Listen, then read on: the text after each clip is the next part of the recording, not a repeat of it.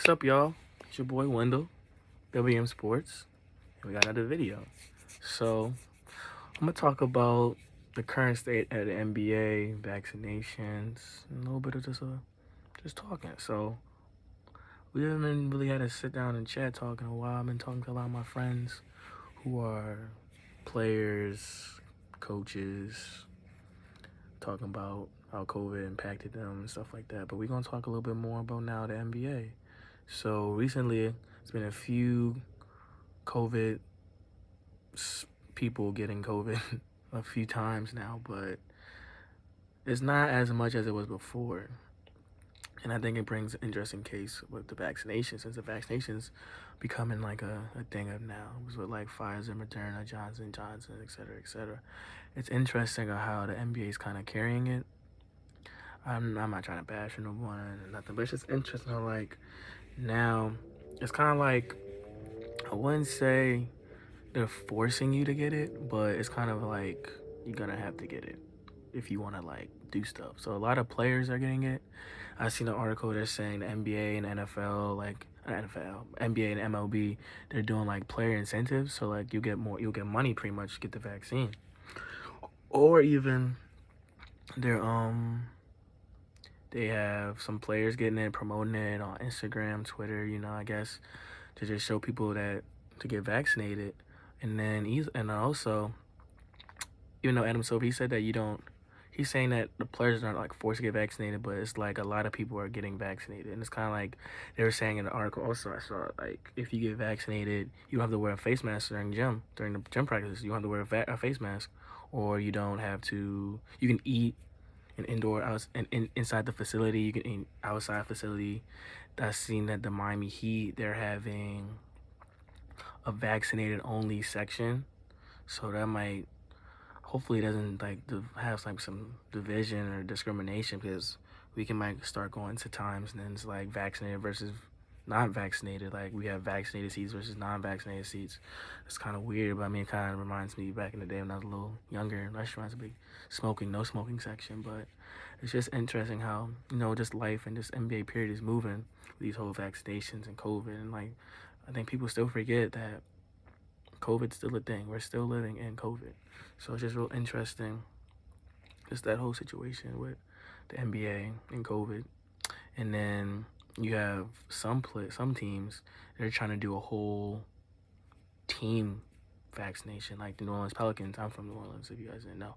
They're trying to do a whole team vaccination, like the whole team gets vaccinated. So it's just interesting because let's say can someone's religion or someone's values believes vaccination, like what do you do then? Like that can be a spur. Like you let's say someone gets cut or traded and it's because they didn't get vaccinated. That can be a whole headline. And then it's just just interesting to see how like we're moving as a world, because like I said, COVID is still here. COVID's still alive. So it's just interesting. And then with the mask and stuff, it's just like I think it's weird. Yeah, some people don't want to wear masks. I get it, but still, we still have to. I think we forget, even though these corporations and stuff, COVID. I mean, health should be number one. Always should be number one. But it's enough of me rambling. We can talk about some standings real quick. Sixers, Nets, Bucks, Knicks, Hawks, Celtics, Heat, Hornets. Also, they said this is kind of due to COVID. They said from the future they're gonna make play-in games like a permanent thing. So that was COVID with the playoff bubble. They had a little play-in, so that also impacts the NBA for let's see how long. But we're looking at the East right now. The Sixers in 1, Nets the 2, Bucks, Knicks, Hawks, Celtics, Heat, Hornets, and it says 7 to 10. Excuse me. The 7, I think 7 to 10 does the play-in. So the Heat, Hornets, Pacers, Wizards, all doing play-in. So it should be interesting. And then you got in the West, you got the Jazz, Suns, the Nuggets, the Clippers, the Mavs, the Lakers, 6 seed. The Lakers. Everyone's going crazy over the Lakers, but they the 6 seed. The Blazers, the Grizzlies. And then the 9, you got the Warriors. And then You got the Spurs, and you got the Pelicans. My pals, we right there. We right by the 10 seed. We about 2 games away. And then you got the Kings, Thunder, T-Wolves, Rockets. The Rockets, I think they're gonna try to probably get Cade Cunningham. But yeah, so I think let's talk about MVP. My MVP, my MVP. Well, yeah, when you guys look at my first videos, I was saying like KD, Joel Embiid. I had KD and like James Harden, but they got injured, so they was just like F it. But I think they have the media. They have Jokic as MVP. Jokic and Embiid, they go neck and neck. But for me personally, I would say Chris Paul, because he made the Suns a 45-18 team, 18 lose team. They had 45 wins, the 2 seed. At one point, they were the 1 seed. Like, that's crazy. That's real crazy. 6 man, I had Jordan Clarkson. He's still doing his thing, but 6 man, it still might be Jordan Clarkson. I feel like I'm missing somebody, and y'all probably gonna be in the comments like, yo, 6 man. But I'm thinking Jordan Clarkson. I think I have him for most improved, but 6 man is losing me. But I think Jordan Clarkson, 6 man. I think most improved I had Jordan Clarkson too, but most improved by far Julius Randle. That boy got the Knicks as the 4th seed, 35 wins, 28 losses. That's real good. So I think Julius Randle, no doubt at least, getting most improved. And then I think they had defensive player of the year. I think Gobert's leading, but I don't think nobody likes Gobert, because he kind of took this COVID thing as a joke, and then look at us now. He was coughing and putting the hands on the mics and stuff, and now look. And kind of low-key, everybody kind of like blames him. I mean, he don't deserve that, but I mean, it's kind of he was the one that like made this all like, I don't know. This is like, he just took it not seriously, and then it's like he got COVID and gave the Spider, Donovan Mitchell, and then it's just like, you're not taking it serious. You got COVID, and he wasn't taking it serious. And then boom, we got COVID. Coach of the year, I would say Monty Williams. Or they might give it to Doc if the Sixers are the 1 seed. Maybe Doc Rivers, maybe Steve Nash. I think the Bucks coach is Budweiser. Knicks got Tom Thibodeau.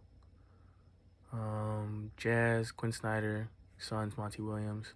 Nuggets coach, I think it's Mike Malone. And 4 seed Clippers, I believe it's Ty Lue. So we'll see. It's probably gonna be out the 4, I said. So either Doc Nash, Quinn Snyder, or Monty Williams. I think it'll be one of those 4. So we're gonna have a little sum it up. How, this is the finale. This is the last video. So, all you guys that will watch my videos, I appreciate it. As you see, we went through the journey. I was talking to high school players, high school coaches, college players, college coaches,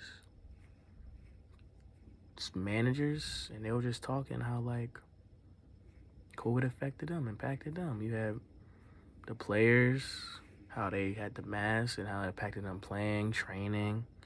You had coaches talking about how recruiting and just the game and all that contract tracing, and just how it's just like it was different.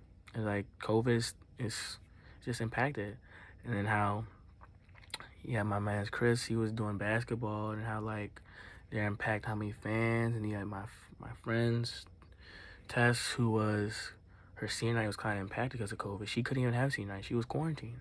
Like, imagine that, your senior night, you can't even play, can't even be with your family, and that's the reality of COVID. And then you have my man's coach Miles. They're the reigning CAA champions, and they couldn't even defend it because of COVID. And then you have my man's coach Dave. They didn't even have a basketball season this year. And his player, imagine the seniors. They didn't even get a chance to. Hopefully, your junior year, your sophomore year, hopefully you got some film, some recruits or something, because your senior year is gone. It's washed. It's a sad story, because COVID just impacted everybody. And now, everybody, granted, the seniors at Towson, they didn't get a chance to get that year back, but everyone behind them got a free year. So hopefully, you can try to make something, get a transfer somewhere, and get the ball out. So, COVID just impacted people, bro. And it's just a sad because, people love the game basketball. They've been playing this game. People been playing basketball since what, 2 years old? And it's just like for something that you can't control your effects. It's nothing you can do. That's something that I can't even imagine. I couldn't imagine being a senior, not being able to play my last game. I couldn't be a senior. I couldn't imagine not being a senior and being my senior night. I couldn't imagine being a senior, like not knowing if I'm gonna have a offer. You know what I'm saying? It's just like, and then imagine those seniors. Like the Towson seniors, they didn't even get a walk off or a clap off. It's just like it was over. You got to go home. So that just really, that could mess with people's mental. And as a coach, like how do you talk to your players about that? Like COVID just really impacted people, and I had a real good journey. I hope you guys enjoyed it. Got to talk to my friends, my real good friends, and how COVID impacted them, coaching, player wise, or even doing visuals as a manager. So everyone who I talked to, Aaron, David, Tess, Miles, Chris. I feel like I'm missing somebody, and I really feel bad if I miss somebody. But all y'all, I appreciate y'all. So we're gonna wrap it up. COVID is still here. We just living through it. Y'all be easy. Y'all be blessed. Peace.